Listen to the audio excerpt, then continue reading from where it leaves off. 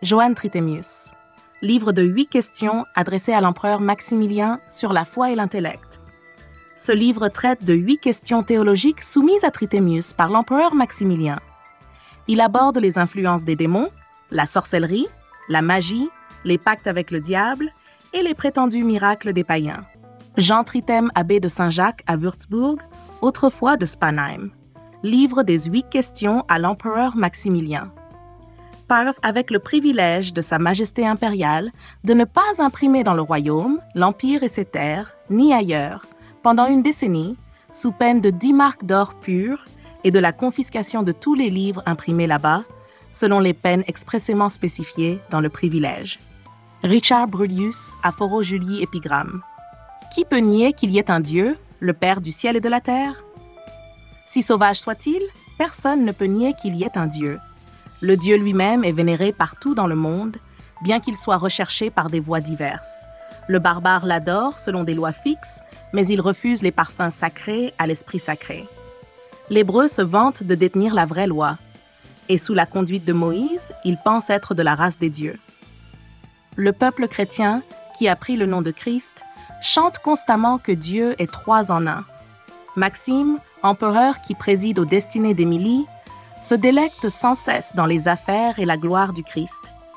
Il demande, comme il est permis de le faire au roi Auguste, « Pourquoi le souverain Dieu tolère-t-il tant de sectes? Pourquoi ne se révèle-t-il pas également à tous les mortels?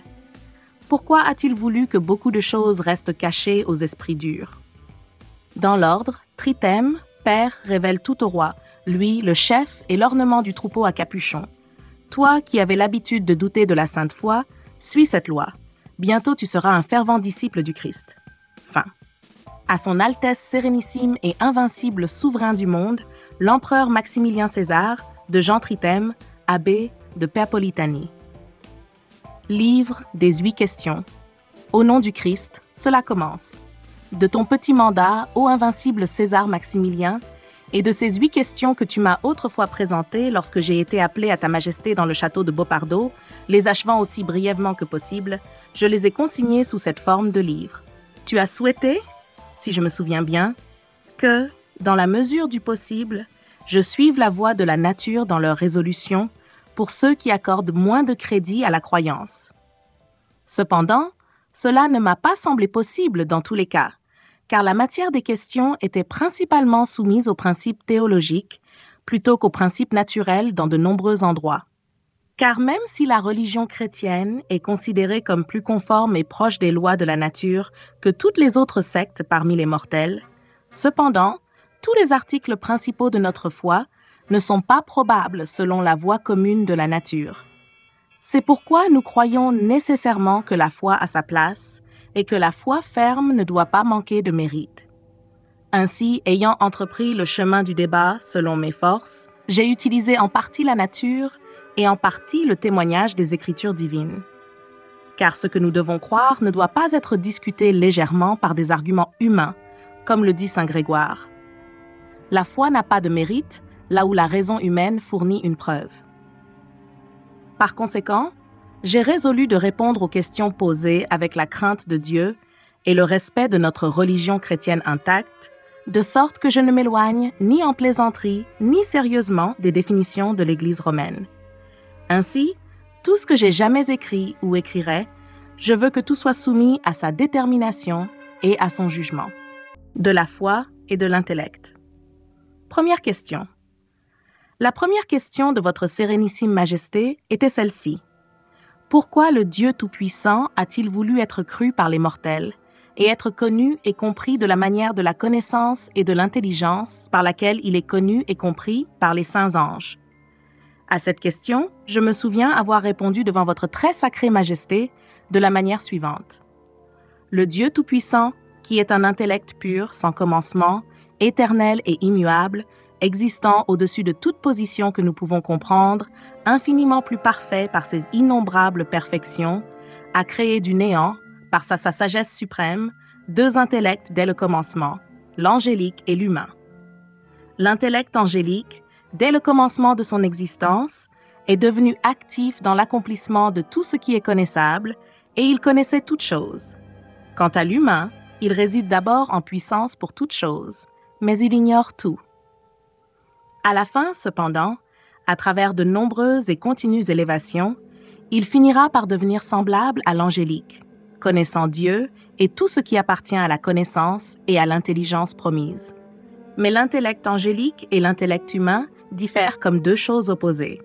Comme l'acte et la puissance, la lumière et les ténèbres, la connaissance et l'ignorance, l'habitude et la privation, le commencement et la fin, l'immobile et le mobile, la substance et l'accident, la vérité et la ressemblance, la nature et l'art, la santé et la maladie, le tout et la partie.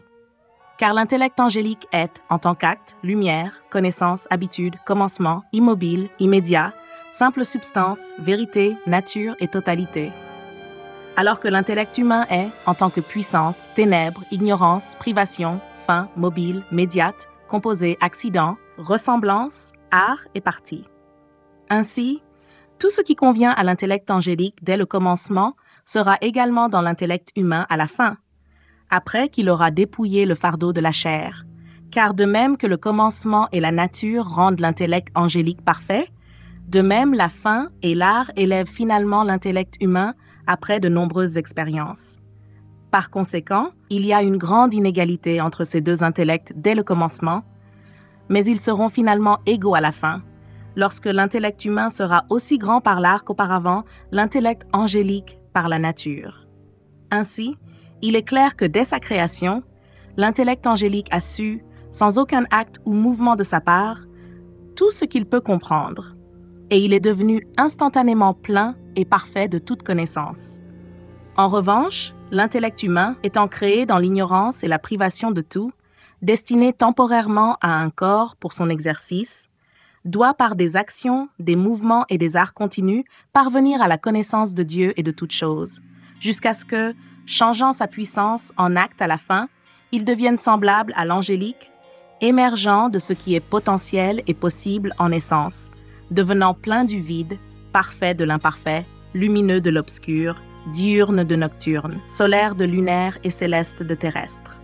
Cela ne peut se produire que lorsque l'esprit est lié au corps, comme l'a justement dit saint Paul, le porte-Christ, que tant que nous sommes dans la chair, nous sommes en pèlerinage loin du Seigneur.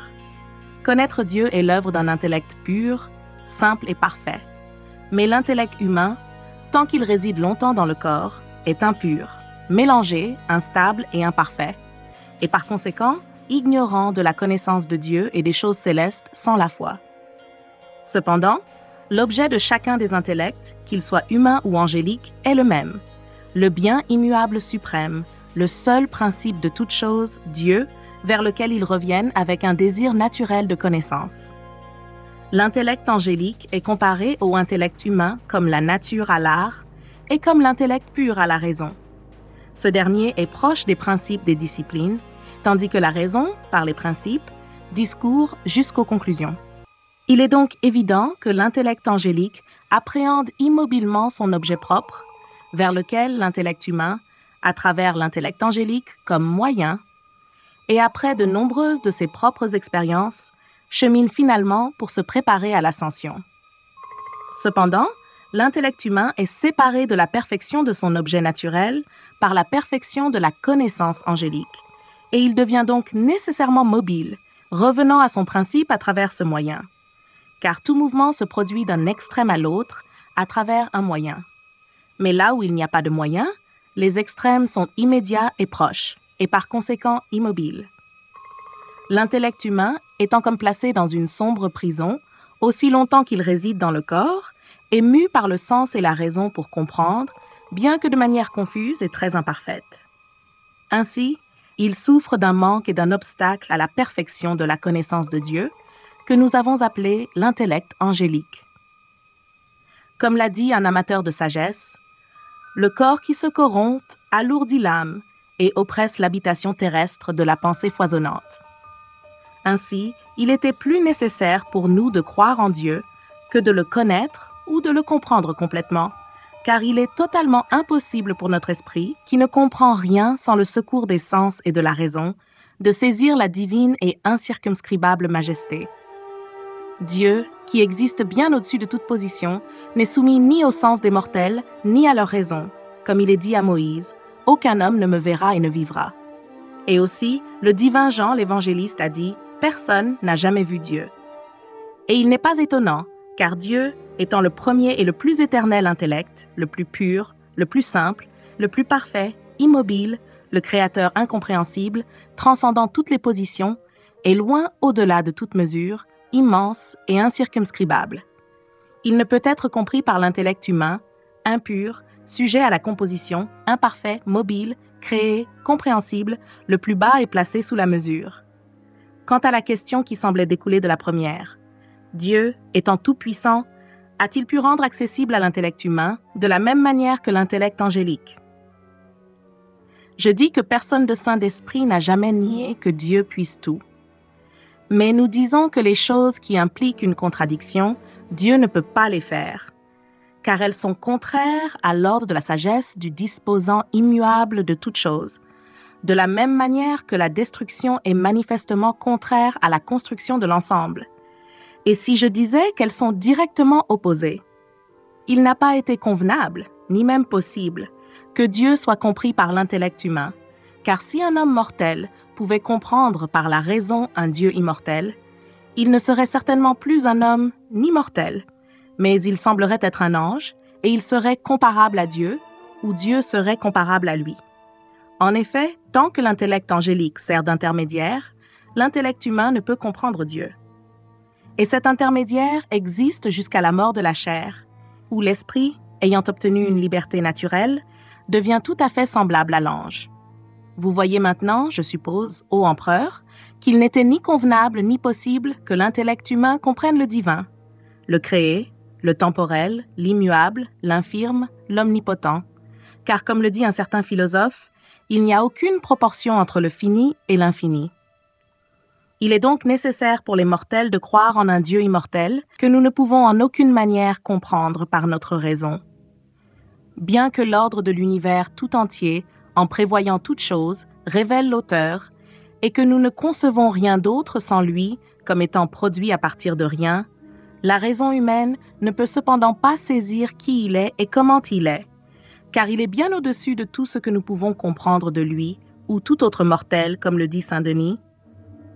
Celui qui n'est ni âme, ni sens, ni imagination, ni opinion, ni raison, ni intelligence, ni dit, ni compris, ni nombre, ni multitude, ni ordre, ni grandeur, ni petitesse, ni égalité, ni similitude, ni dissimilitude, ni statique, ni mobile, ni actif, ni vertu, ni puissance, ni lumière, ni vie, ni substance, ni siècle, ni temps, ni toucher de son être spirituel, ni forme, ni vérité, ni royaume, ni sagesse, ni un, ni unité, ni divinité, ni bonté, ni esprit, autant que nous pouvons le savoir.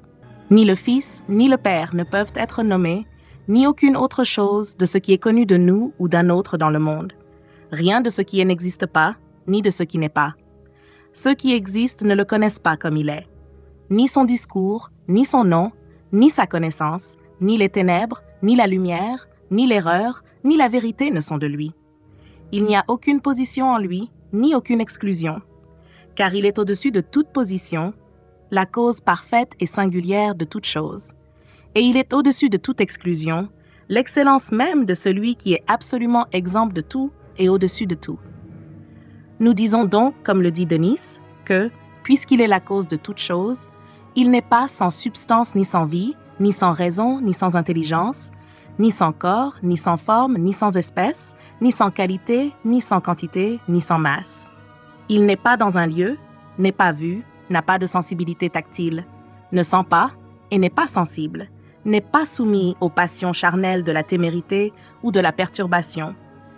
Il n'est pas sujet aux accidents sensibles, n'est pas indigne de la lumière, n'admet ni mutation, ni corruption, ni division, ni flux. Il n'existe ni n'a rien de sensible. Par conséquent, étant bien au-dessus de toute position, il n'a pas pu être compris par la créature qui utilise les sens pour comprendre. Comme l'a justement dit le vrai péripatéticien, rien n'est dans notre intellect qui n'ait d'abord été dans nos sens. Ainsi, Dieu, qui n'est pas soumis au sens des mortels, dépasse de loin l'intellect humain qui, selon l'affirmation de la position, est véritablement en toute chose et, selon la négation de l'exclusion, se rapproche de rien de tout ce qui est soumis à la connaissance des mortels. En effet, puisqu'il est au-dessus de toute chose, Rien de ce qui lui est soumis ne peut exister. Par conséquent, Empédocle a donné une belle comparaison disant que Dieu est une sphère dont le centre est partout et la circonférence nulle part.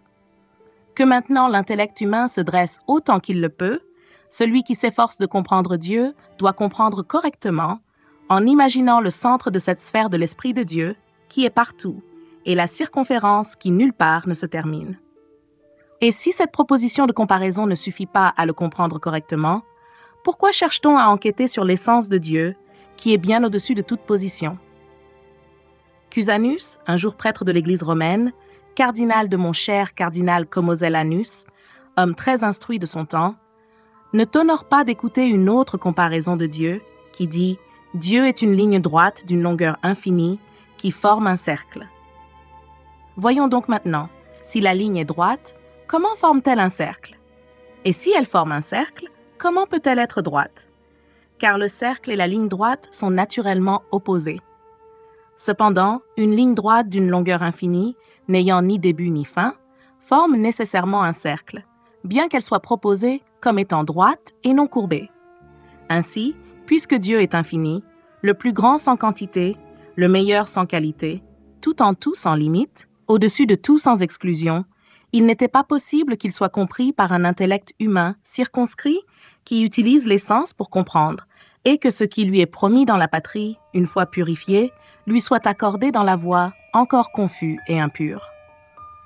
Mais après que notre esprit, enfin délivré de la chair, a atteint son centre, qui est Dieu, pur, simple, parfait et accompli, nous connaîtrons parfaitement Dieu et toutes choses, comme le dit saint Paul aux Corinthiens. Nous voyons maintenant à travers un miroir, dans une énigme, mais alors nous verrons face à face.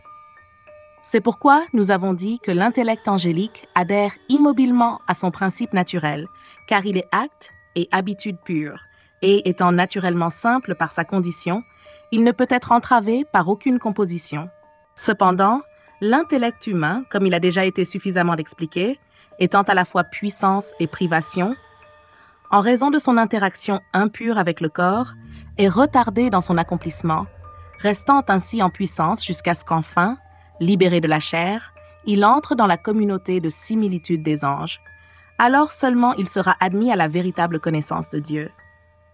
Si pendant ce temps, l'affection de l'amour est comparée à la foi chrétienne actuelle et à la connaissance divine future, nécessaire au salut, alors la béatitude éternelle sera donnée aux adorateurs de Dieu, partagée avec les saints anges.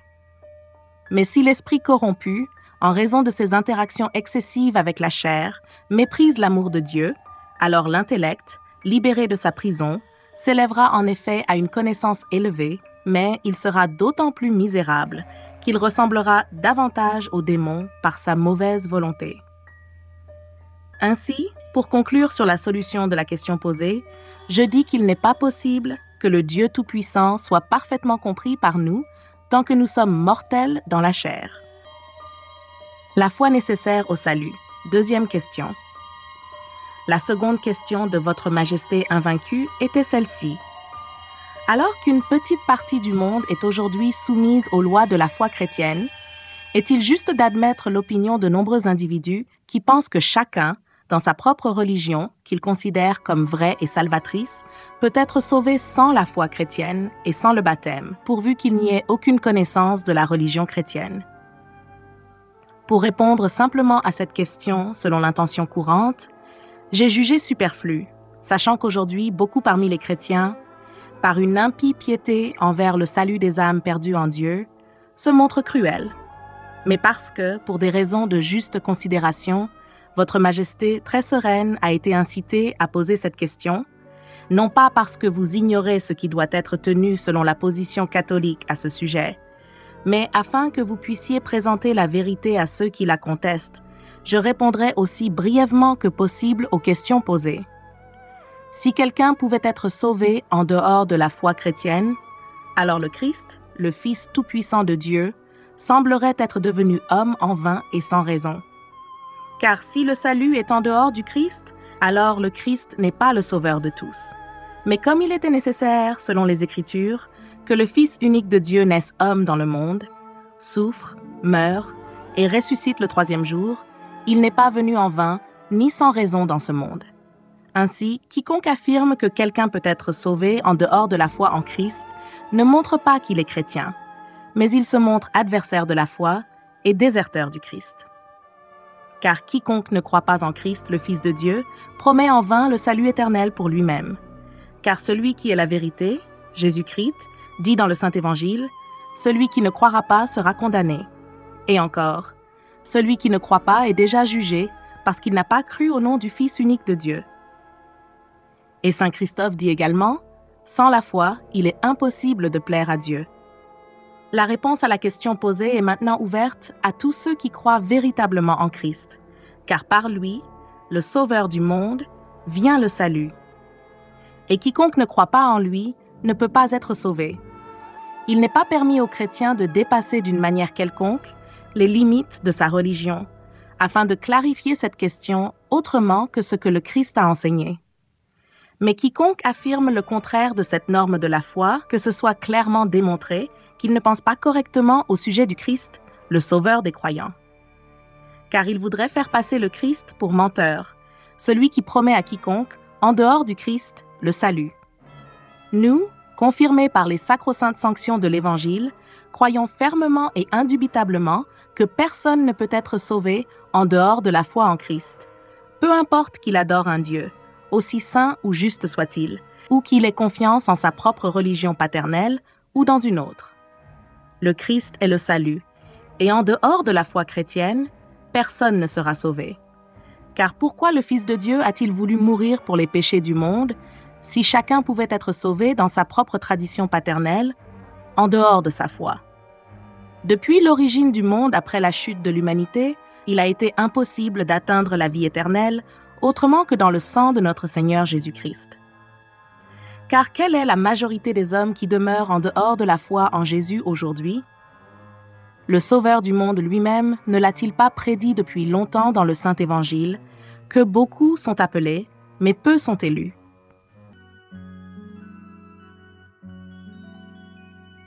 Et encore il dit, « Entrez par la porte étroite, car large est la porte, spacieux est le chemin qui mène à la perdition, et nombreux sont ceux qui entrent par là. Quel bien notre salut peut-il apporter à Dieu, qui n'a besoin de rien de ce que nous avons? Que beaucoup soient sauvés ou damnés, Dieu lui-même est le Seigneur de tous, immuable, rien ne lui est ajouté si tous sont sauvés.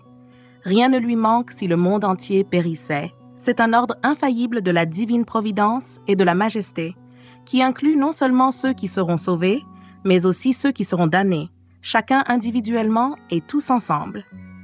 Assurément, personne parmi les damnés ne subit d'injustice, car de même que tous sont tombés en Adam, de même personne n'est sauvé sinon par le sang de Jésus-Christ par miséricorde, et personne n'est damné sinon par sa propre perfidie et selon son mérite par justice. À partir de ces prémices, une autre question d'une non petite difficulté surgit, que la curiosité des hommes bien disposés à la foi chrétienne a l'habitude de soulever. Pourquoi Dieu Tout-Puissant, étant juste et miséricordieux, continue-t-il de créer tant de milliers d'hommes qu'il sait avec certitude qu'il doit condamner? Pourquoi ne pardonne-t-il pas aux misérables et à ceux qu'il sait prédestinés au mal? Dans une si grande multitude, pourquoi ne les ferait-il pas disparaître? Il semblerait en effet mieux ne pas exister que d'exister mal. Il répond à cette question. Si quelqu'un se considère comme conseiller de Dieu, qui suis-je pour exposer la cause de la volonté divine? Car tout ce que le Seigneur a voulu, il l'a fait dans le ciel et sur terre, et il n'y a personne qui puisse résister à sa volonté. À ce sujet, un sage dit à Dieu, « Qui pourrait t'imputer quelque chose si les nations que tu as créées périssaient? L'Omnipotent a établi un ordre de vicissitude dans les choses que nul ne révoquera jamais par une pleine mutation.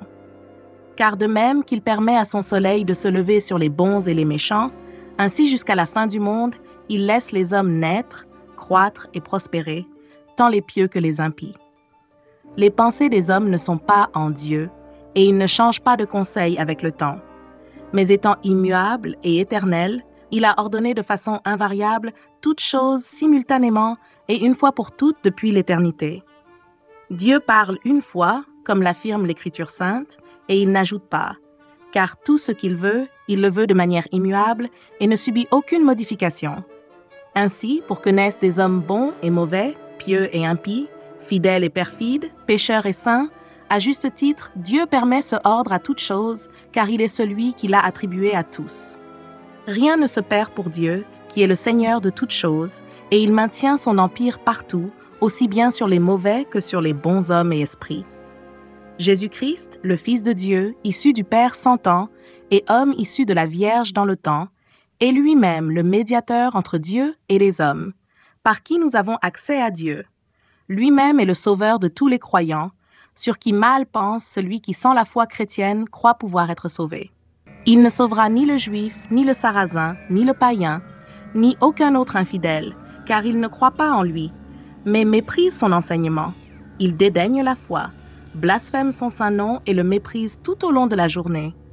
Car lui-même a dit dans l'Évangile, « Celui qui aura honte de moi et de mes paroles, moi aussi j'aurai honte de lui devant mon Père et devant les saints anges. » Dites-moi maintenant, vous qui prétendez suivre le Christ et affirmez qu'un membre de votre secte, qu'il estime être dans la vérité en dehors de la foi chrétienne, peut être sauvé. Croyez-vous en la vérité de l'Évangile du Christ ou en la fausseté? Si c'est la vérité, pourquoi vous opposez-vous à lui? En effet, le Christ dit « Celui qui ne croit pas au Fils de Dieu, la colère de Dieu demeure sur lui, il a déjà été jugé et condamné. Et parce que personne ne vient au Père, sinon par moi. Mais vous, par quelque témérité séduit, vous avancez le contraire, affirmant que quelqu'un en dehors de la foi chrétienne, dans sa religion paternelle, qu'il estime être vrai et plaire à Dieu, ou selon la loi de la nature vivant innocemment, et surtout s'il n'a peut-être jamais entendu parler de la foi chrétienne, peut être sauvé dans sa confiance. Le Christ n'a pas dit cela, mais celui qui croira au Fils unique de Dieu sera sauvé, mais celui qui ne croira pas sera condamné. Il n'a fait aucune exception, n'a admis aucune condition, lui qui était venu souffrir pour tous, qui par la seule foi avait pourvu au salut de tous. Si la foi en le Sauveur fait défaut, aucune confiance ne sauvera l'incrédule. Car le saint prélat Augustin a dit de la foi à Pierre, « Tiens fermement et ne doute jamais, non seulement tous les païens, mais aussi tous les juifs hérétiques et schismatiques, qui finissent leur vie en dehors de l'Église catholique présente, iront dans le feu éternel, préparés pour le diable et ses anges. » Voyez maintenant où vous entraîne votre compassion insensée, vous qui, mesurant Dieu aux lois humaines, n'avez pas peur de juger menteur son Fils unique, notre Seigneur et Sauveur Jésus-Christ, à cause de tous. Mais le Christ est véridique, qui dit que ceux qui ne croient pas en lui sont damnés, tandis que vous, téméraires et menteurs, qui croyez que quelqu'un en dehors de sa foi peut être sauvé, êtes apostat et disciple de l'Antéchrist, avec qui, à moins de vous repentir, sachez que vous serez éternellement tourmentés en enfer. Car l'Antéchrist n'est pas chrétien. Il dit que celui qui ne croit pas au Seigneur Jésus, sans sauveur, peut être sauvé. Ainsi, que personne ne se compare devant ta majesté, ô très sage César, que personne ne se sente lié à toi, celui qui estime que les hommes en dehors de la foi en Jésus-Christ peuvent être sauvés. Car quiconque croit en la possibilité de sauver quelqu'un en dehors de la foi en Christ a renié Christ et son évangile. Ce que nous disons, à savoir que tous ceux qui ne sont pas chrétiens sont condamnés, est un signe non pas de cruauté, mais de véritable piété. Il vaut mieux croire fermement à la vérité qui consent à l'homme de manière mensongère. Que tous les juifs, païens, gentils, sarrasins, schismatiques, hérétiques et infidèles sont sans aucun doute condamnés éternellement avec les démons, en témoigne l'Église des saints, qui a pris et confirmé cette sentence nulle part ailleurs que dans les paroles du Christ et de ses apôtres. Car il a dit « Celui qui croit au Fils a la vie éternelle, par quoi la foi et les bonnes œuvres désignent les chrétiens. Mais celui qui est incrédule au Fils ne verra pas la vie, mais la colère de Dieu demeure sur lui. Cela inclut tous les Juifs, païens, sarrasins, gentils et tous ceux qui ne croient pas en notre Seigneur Jésus-Christ. Quant aux schismatiques et aux hérétiques, l'enseignement du Christ dans l'Évangile est manifeste, disant que celui qui refuse d'écouter l'Église soit pour toi comme un païen ou un publicain. Les païens sont les gentils, et les publicains sont des pécheurs manifestes et notoires, sur lesquels l'Église des saints ne doute pas de leur damnation. En effet, qui parmi les chrétiens douterait que les païens et les pécheurs notoires soient damnés? Donc, puisque tous les schismatiques et hérétiques méprisent l'Église des saints, ils sont justement comparables aux païens et aux publicains damnés par leurs péchés et leurs mérites, et ils subiront équitablement les peines de la damnation éternelle avec eux. Voilà ceux que la juste sentence du Christ Sauveur a condamnés. Mais la folle compassion des hommes, pour ne pas dire leur cruauté, présume qu'ils peuvent être sauvés.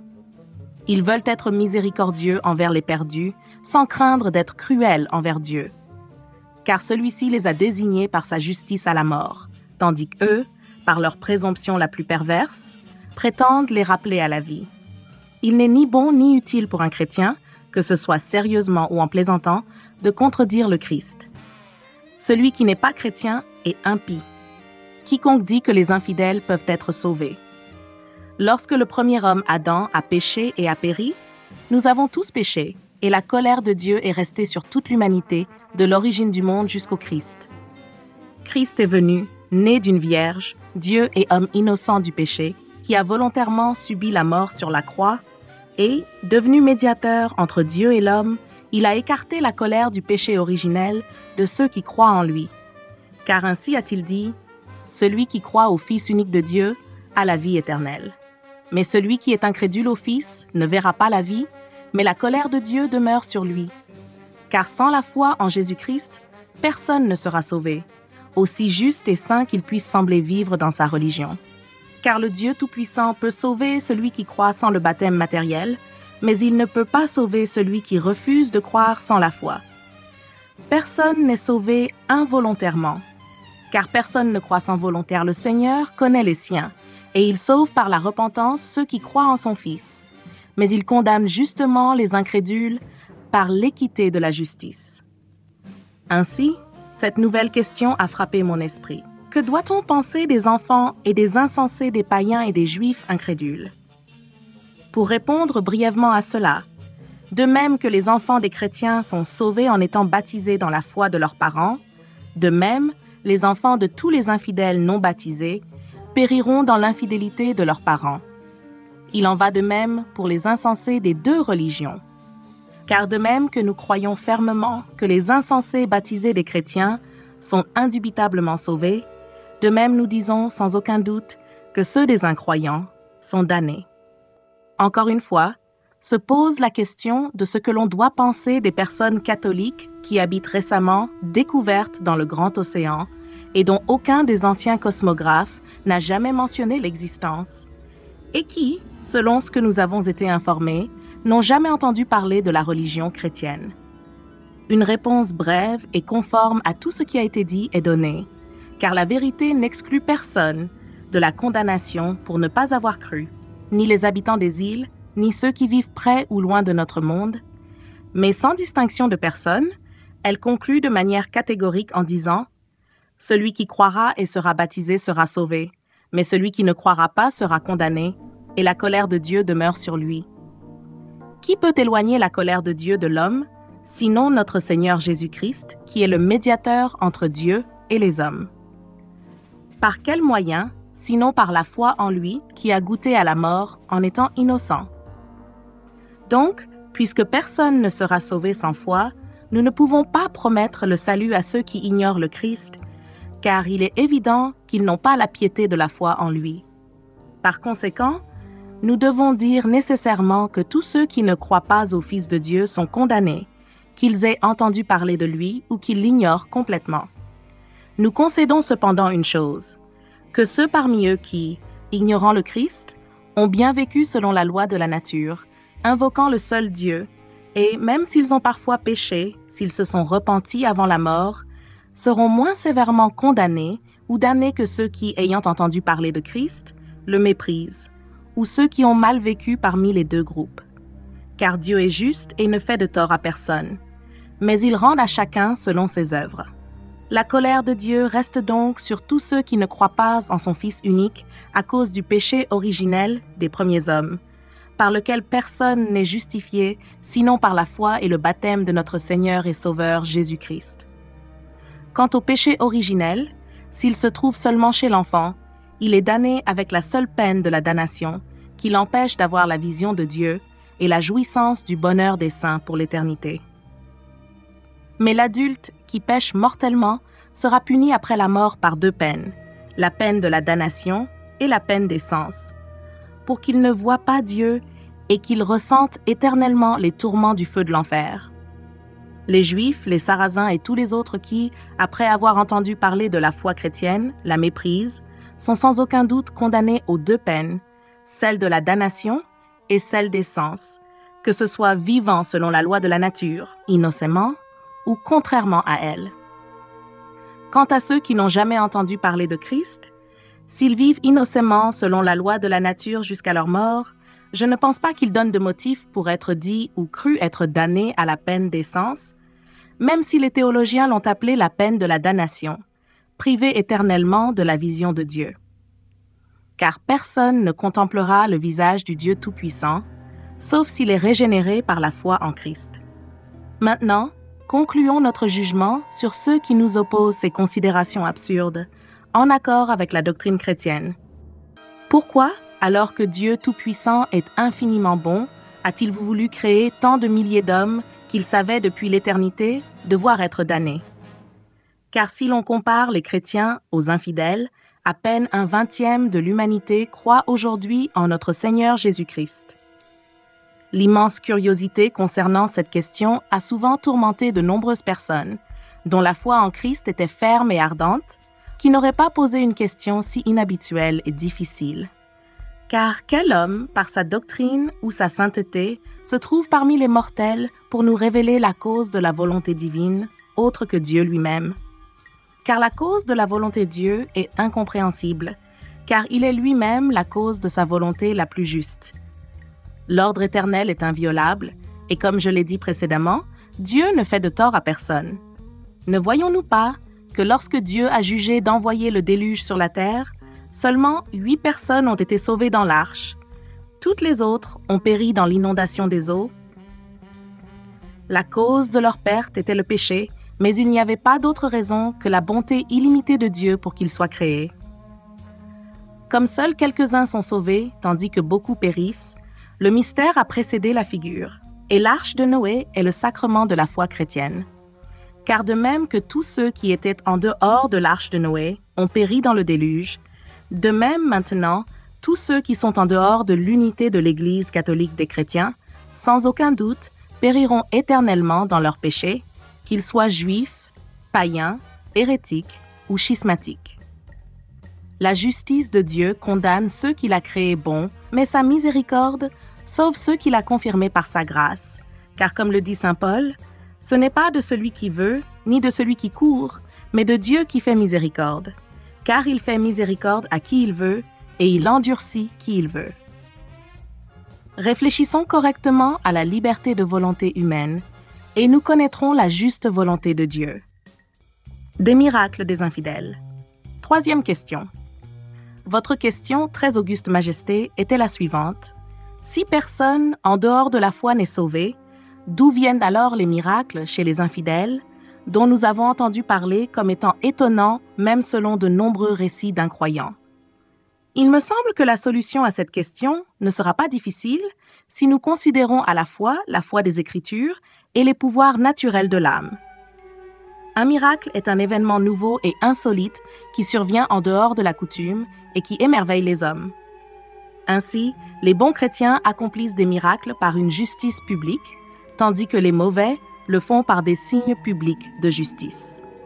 Quant aux infidèles, ils accomplissent des miracles par des pactes privés, implicites ou explicites, avec les démons. Concernant les bons, le Seigneur a dit dans l'Évangile, « Voici les miracles qui accompagneront ceux qui auront cru. En mon nom, ils chasseront les démons, ils parleront de nouvelles langues, ils saisiront des serpents, s'ils boivent quelque breuvage mortel, il ne leur fera point de mal, ils imposeront les mains aux malades, et les malades seront guéris. » Quant aux mauvais chrétiens, nous lisons dans l'Évangile qu'ils diront en ce jour-là, « Seigneur, Seigneur, N'avons-nous pas prophétisé en ton nom, et en ton nom chassé des démons, et en ton nom fait beaucoup de miracles? Et alors je leur déclarerai, je ne vous ai jamais connus, retirez-vous de moi, vous qui commettez l'iniquité. Quant aux miracles accomplis en dehors de l'Église de Dieu, là où le nom de notre Seigneur Jésus-Christ n'est pas invoqué, si quelque chose d'étonnant se produit qui dépasse la nature ou les habitudes de l'art humain, aucun chrétien bon ne doute qu'ils sont accomplis avec la coopération des démons. Et une telle œuvre, votre sérénité impériale la considère plutôt comme étonnante que comme un miracle, avec une prudente discrétion. Et cette opinion ne s'écarte pas de la raison de la vérité, dans la mesure où une distinction nécessaire doit être faite entre les prodiges de la lumière et des ténèbres. Je trouve 4 agents des événements étonnants, mais je reconnais que seul Dieu, le principal auteur de tous les biens, accomplit des miracles véritables. Ainsi, le premier et le plus grand de tous les artisans de merveilles est Dieu, qui a rempli le monde de signes, de miracles et de puissances. Lui seul est comparable à aucun autre. Lui qui a créé le ciel et la terre, la mer et tout ce qui s'y trouve. Lui qui est seul tout-puissant, juste, saint et droit, bon, incompréhensible, le plus grand, glorieux, immense et éternel. Tout le reste lui est inférieur, car tout ce qui peut se produire de manière miraculeuse dans ce monde est certes moindre que le monde lui-même, qu'il a pu créer à partir de rien. De plus, tout miracle qui peut être accompli par l'homme est inférieur à l'homme lui-même, que Dieu, le Créateur de toutes choses, a formé dès le début à son image et à sa ressemblance. Et bien que les miracles des œuvres visibles de Dieu parmi les mortels deviennent presque méprisés en raison de leur fréquence, si nous les contemplons avec sagesse, ils apparaîtront plus grands et plus rares en raison de leur caractère inhabituel. Le mode d'action des miracles en Dieu est la volonté inchangeable de Dieu, qui, étant tout-puissant, accomplit tout ce qu'il veut dans le ciel et sur la terre. Car lui-même a dit, et les choses ont été faites, il a ordonné, et elles ont été créées. La volonté de Dieu est ordonnée et éternelle. Par conséquent, ces miracles sont incomparablement plus grands que tous les autres. En effet, parmi tous les miracles de ce monde, le plus grand est que nous percevions l'univers entier et tout ce qu'il contient, créé par la volonté de Dieu. La volonté divine opère tout de manière inchangeable, persistant depuis le commencement jusqu'à la fin. Mais tout ce que Dieu veut, il le veut toujours, car chez lui, vouloir et pouvoir sont la même chose. Ainsi, rien n'est difficile pour l'inchangeable. C'est pourquoi Dieu a montré à la fois aux bons et aux méchants tous les miracles universels qu'il accomplit. Et après que les miracles généraux, qui sont déjà devenus communs chez les mortels, il a également démontré d'innombrables merveilles spécifiques dans chaque créature. Le deuxième auteur de miracles est l'ange bon, qui opère souvent des merveilles pour les mortels par un pouvoir naturel et divin. En effet, ces esprits bienheureux sont envoyés par ordonnance divine pour servir les fidèles, qui, que ce soit les bons ou les méchants, leur procurent les bienfaits de la nature, mais ils n'administrent les dons de grâce salvatrice qu'aux seuls croyants en Dieu et en notre Seigneur Jésus-Christ. Il n'y a donc aucun doute que les miracles accomplis par l'invocation du nom divin dans l'Église des saints sont réalisés par leur ministère et leur coopération. Cependant, quant aux merveilles des infidèles, si celles qui sont accomplies aujourd'hui ou celles qui sont mentionnées dans les récits anciens, elles sont soit inventées, soit fabriquées, soit accomplies par ruse, car il est impossible que les infidèles accomplissent des miracles par le ministère des bons anges. Là où Jésus-Christ, le Fils de Dieu, n'est pas cru, aucun signe de grâce n'est manifesté aux impies et aux réprouvés par l'intermédiaire des bons esprits.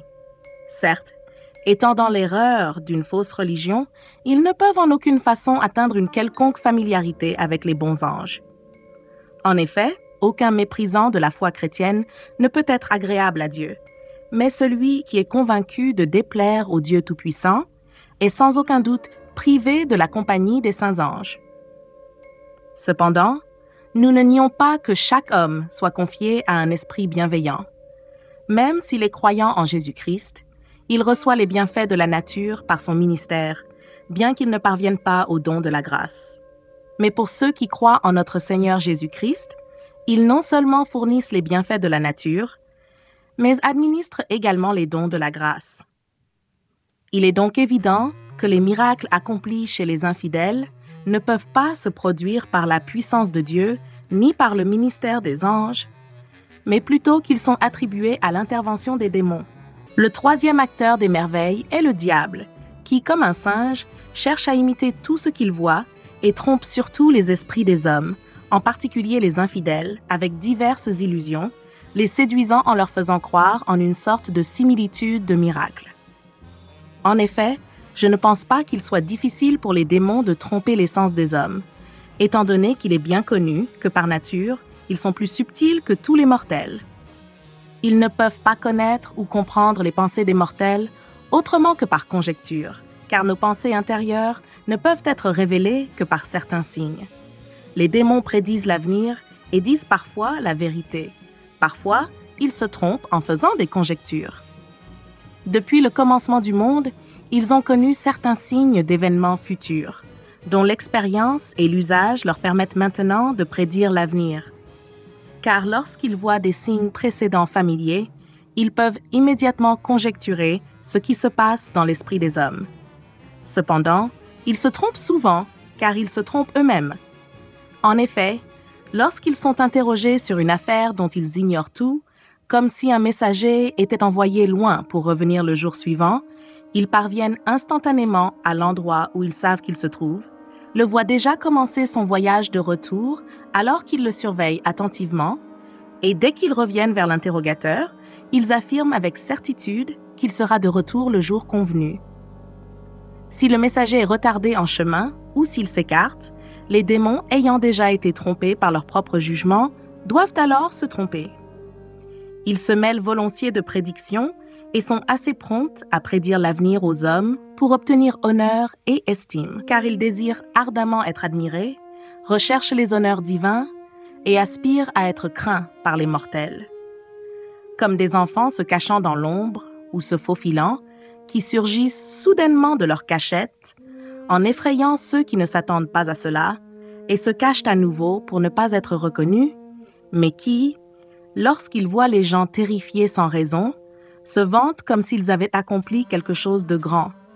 Certains de ces démons sont plus enclins à semer la terreur, et ceux qui errent parmi les hommes, que les anciens appelaient les marcheurs nocturnes, terrorisent les nuits et recherchent surtout l'estime de la divinité parmi les mortels. C'est pourquoi, en présence de ceux avec qui, pour une raison de similitude, ils sont autorisés à agir de manière ludique, ils font souvent diverses farces et s'efforcent de sembler effrayants dans les esprits, selon les circonstances. Chaque fois qu'ils le peuvent, ils se revêtent volontiers de l'apparence d'un être humain, mais ils ne trouvent pas toujours un matériau d'air approprié pour s'habiller. C'est pourquoi ils apparaissent souvent monstrueux et effrayants, car ils n'ont pas les humeurs ou les vapeurs appropriées pour avoir une apparence acceptable. Cependant, plus ils sont attachés aux demeures terrestres, plus ils deviennent obtus en raison des circonstances matérielles. Ainsi, en raison de leur ignorance, les prédictions des démons sont souvent fausses à cause de leur désobéissance, même si, par la permission divine, elles se réalisent parfois. Comme l'a dit le très saint Jean Chrysostome, il arrive parfois que le diable dise la vérité afin de rendre ses mensonges plus crédibles, car s'il ne disait jamais la vérité, il ne pourrait tromper personne, et sa séduction serait vaine.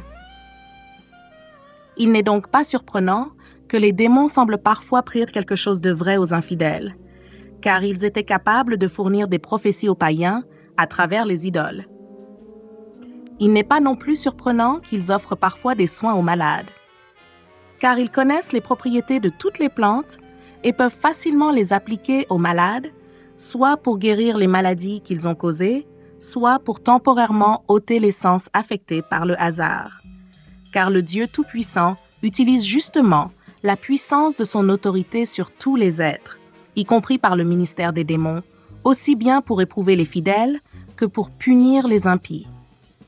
Ces démons, étant pervertis par affection et obstinés dans leur rébellion et leur orgueil, désirent surtout les estimations divines et les honneurs. C'est pourquoi ils se présentent volontiers lors des invocations des infidèles adressées à leur Dieu, comme s'ils étaient eux-mêmes des dieux. Il semble même ressusciter les morts chez les infidèles pour leur donner l'illusion de miracle, afin de les rendre totalement obstinés dans leur erreur d'origine. Cependant, il ne ressuscite pas vraiment les morts, mais trompe plutôt les sens des hommes de différentes manières, soit en se déplaçant temporairement dans les cadavres des morts et en les animant comme s'ils étaient vivants, soit en les éloignant dans un lieu éloigné et en présentant une image de la vie du défunt à ceux qui les regardent, comme nous l'avons appris de l'expérience de certains hommes. Nous croyons qu'il est évident que les démons peuvent montrer toutes sortes de fausses apparences, tandis que les saints accomplissent de véritables miracles. Tous les miracles des démons sont soit des illusions, soit des productions d'une certaine habileté naturelle. En effet, si les hommes, dans les mystères cachés de la nature, ont l'expérience de produire des effets inhabituels et merveilleux en appliquant d'une manière obscure une certaine matière à une forme, comme ils le font en formant naturellement des anguilles à partir de la rosée du ciel, des abeilles à partir de la chair de veau, des serpents à partir de certaines racines d'herbe, et bien d'autres choses encore, comme beaucoup l'ont expérimenté, qui pourraient nier que les démons, étant plus subtils que la nature humaine et ayant une plus grande expérience, peuvent produire naturellement des merveilles qui ne sont manifestes pour aucun homme.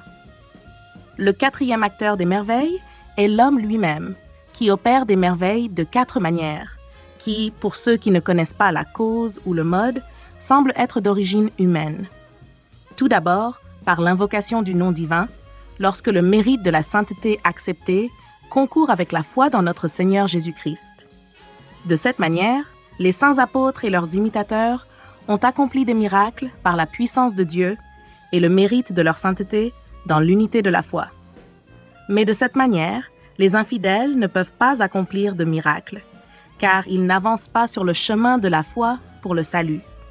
Car, même s'ils croient en Dieu pour la plupart, parce qu'ils refusent de croire en Jésus-Christ, comme médiateur entre Dieu et les hommes, ils ont grandement dépassé la miséricorde divine. En revanche, selon la Saint Évangile, tout est possible pour ceux qui croient en Dieu et en notre Seigneur Jésus-Christ, à condition qu'ils accompagnent leur foi d'actions saintes. Cependant, de même qu'il est impossible de plaire à Dieu sans foi, de même la foi sans œuvre est morte. Car le Dieu Tout-Puissant nous accorde tout ce que nous demandons dans la foi en Christ, si nous faisons tout selon la foi qui nous est due. Croire fermement et agir fidèlement, et tu obtiendras toujours tout.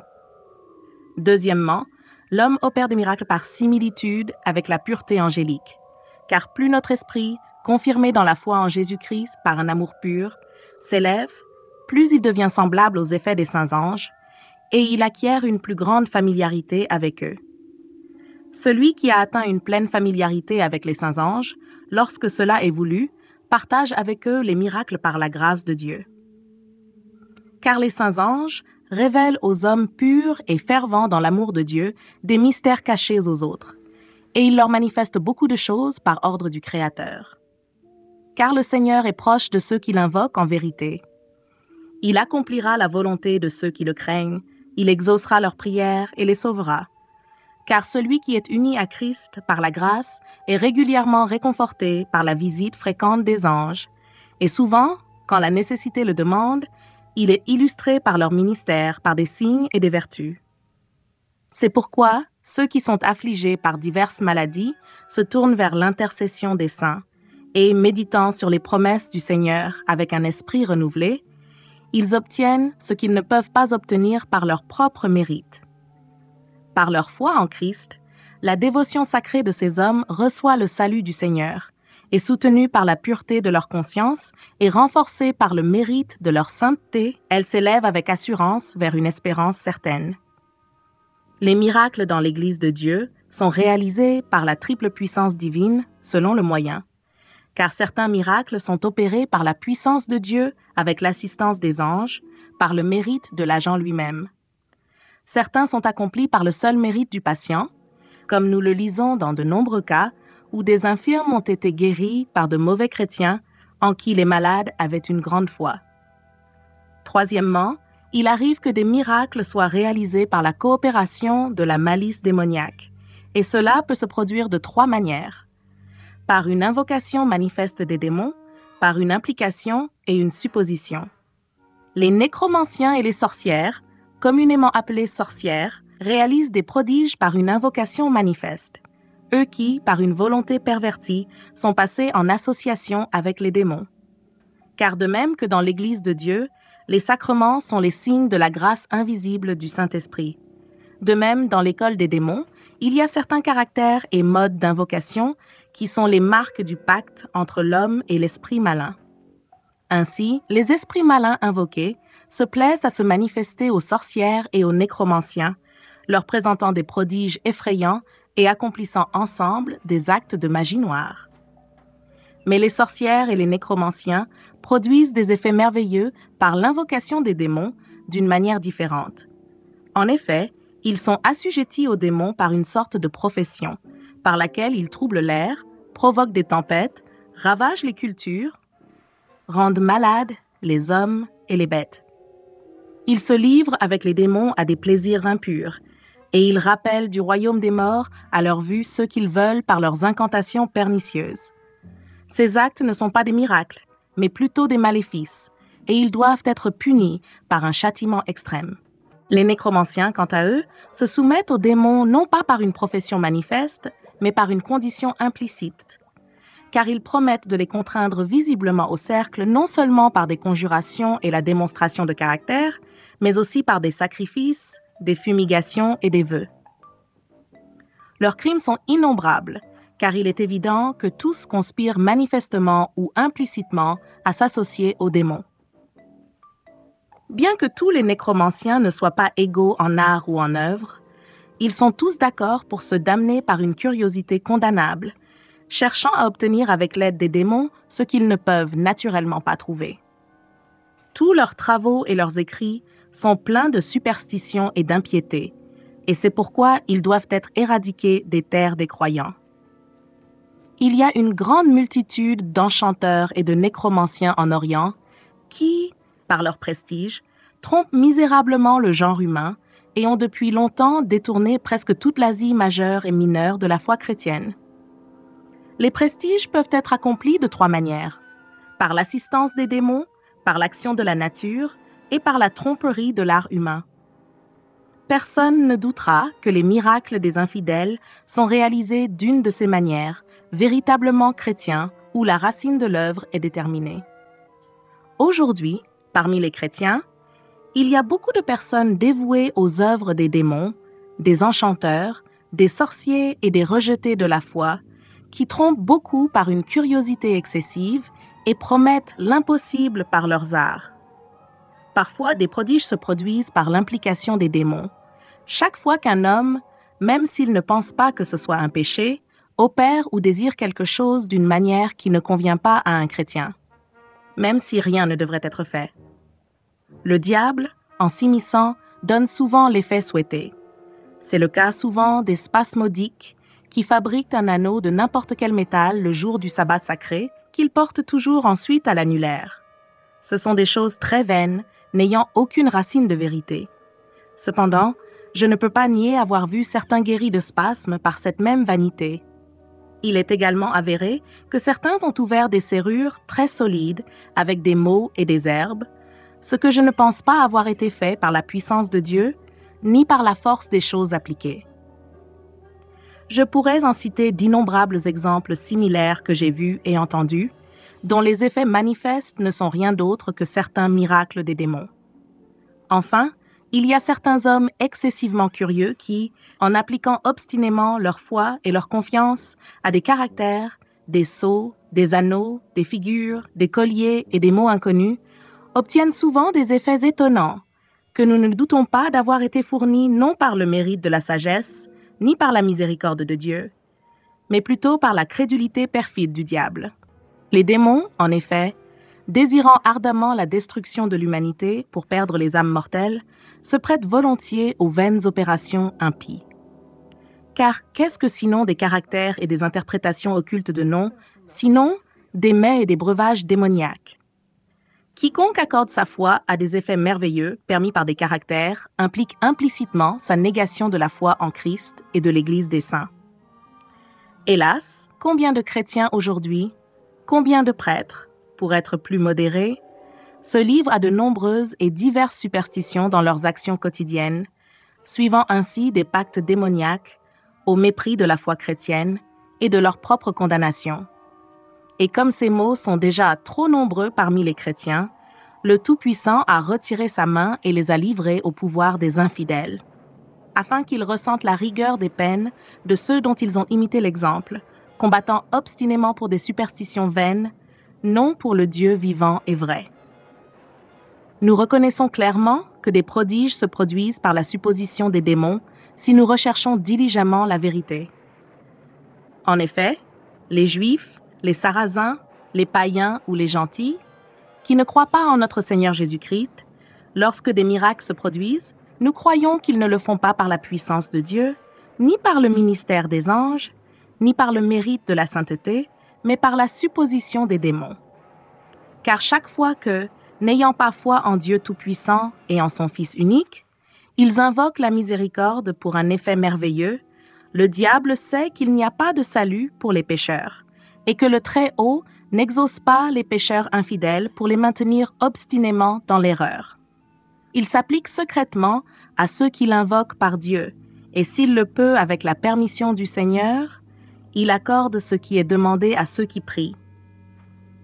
Le diable se sert d'autant plus librement de cette supposition que moins il est entravé par la foi en Christ et par les sacrements de l'Église. Car la colère de Dieu demeure sur tous les infidèles qui ne croient pas en son Fils unique, et ils sont sous la puissance du diable, c'est pourquoi ils se substituent à Dieu en invoquant le diable. Ainsi, aveuglés par leurs erreurs, ils invoquent Dieu en qui ils ne croient pas, et alors que Dieu les méprise dans leur obstination, le diable, faux opérateur de miracles, s'approche d'eux. Ceux qui méprisent les véritables miracles de Dieu croient aux illusions du diable. Les démons leur fournissent de faux miracles conformes à leurs erreurs, alors qu'ils ont refusé de suivre la vérité, c'est-à-dire le Christ. Car il y en a beaucoup parmi les infidèles qui, adorant un seul Dieu créateur de toutes choses, n'adorent pas les idoles et croient fermement qu'ils seront sauvés par leur propre foi. Mais parce qu'ils méprisent de croire au mystère de l'incarnation du Seigneur, la colère de Dieu demeure sur eux, et ils disparaissent dans leur folie. Pensant avoir Dieu proche d'eux en qui ils ne croient pas correctement, ils sont assujettis aux démons, et en adhérant aux faux miracles de ceux-ci, leur foi est renforcée dans leurs erreurs. Pour illustrer cela, laissez-moi vous raconter une histoire. Il y avait un homme qui gardait des porcs et qui avait inscrit sur un bâton le nom du saint martyr Blaise. Il avait une telle foi en ce bâton qu'il croyait qu'en l'enfonçant au milieu du troupeau, il empêcherait les loups de s'approcher. Cette confiance stupide, finalement renforcée par une longue expérience, faisait que l'homme marchait en toute sécurité où il voulait, laissant les porcs errer dans la forêt sans aucun danger, maintenant que les loups n'y avaient plus accès. Un jour, quelqu'un passa en voyant le berger absent et remarqua qu'un démon semblait garder le troupeau. Il lui demanda « Que fais-tu ici, malheureux ?» Et le démon répondit « Je garde ces porcs. » L'autre répliqua « Qui t'a confié la charge des porcs ?» Le démon répondit à nouveau « La stupide confiance du berger. Il croit qu'une certaine écriture inscrite sur un bâton le protégera de manière efficace, comme celle de Blaise, qui, dit-il, éloigne les loups des porcs. Il a péché contre la loi et suit nos vanités. Mais comme il n'avait pas été invoqué, je ne voulais pas que l'homme perde confiance en sa capacité à garder ses porcs. Donc je me suis volontiers substitué à Blaise. La colère, dit-il, nous tourmente par des conjurations vaines, de sorte que si nous ne voulons pas perdre toute estime et honneur auprès d'eux, il est souvent nécessaire de répondre à leurs stupides invocations.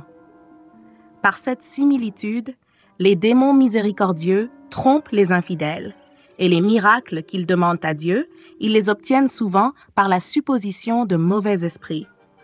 En effet, dans tout ce qui concerne le culte ou l'honneur de Dieu, les démons s'immiscent volontiers, et ceux qui ne peuvent obtenir des honneurs manifestes se plaisent évidemment dans des choses cachées. Il convient également de noter qu'aucune religion ou secte n'a jamais été dépourvue de miracles dès le début du monde, bien que tout ne vienne pas d'une seule source, car tout ce qui est miraculeux dans la vraie religion vient de Dieu. car Dieu, en tant que vérité, n'a pas institué de fausses religions et donc il n'a jamais appuyé sur elles par des miracles. Mahomet, rempli d'un mauvais démon, a institué une fausse religion, et ce n'est pas Dieu, mais par la coopération des démons qu'il l'a orné de faux miracles. En effet, le démon, qui est la cause de l'erreur, a également pu, avec l'occasion donnée, présenter de faux miracles aux trompés. Par conséquent, si Mahomet avait manqué de nouveaux miracles pour convaincre un peuple ignorant de sa nouvelle religion, personne ne lui aurait peut-être accordé sa foi. Il a en effet montré, par sa subtilité d'esprit et en coopération avec le diable, certaines choses étonnantes au peuple, confirmant ainsi sa nouvelle doctrine par de nouveaux miracles. Même les idolâtres païens n'ont pas manqué de miracles, si nous ne nions pas la foi aux histoires. Les Juifs, avant l'incarnation du Fils de Dieu, qui ont reçu sa loi par Moïse, ont été fréquemment illuminés par des miracles divins.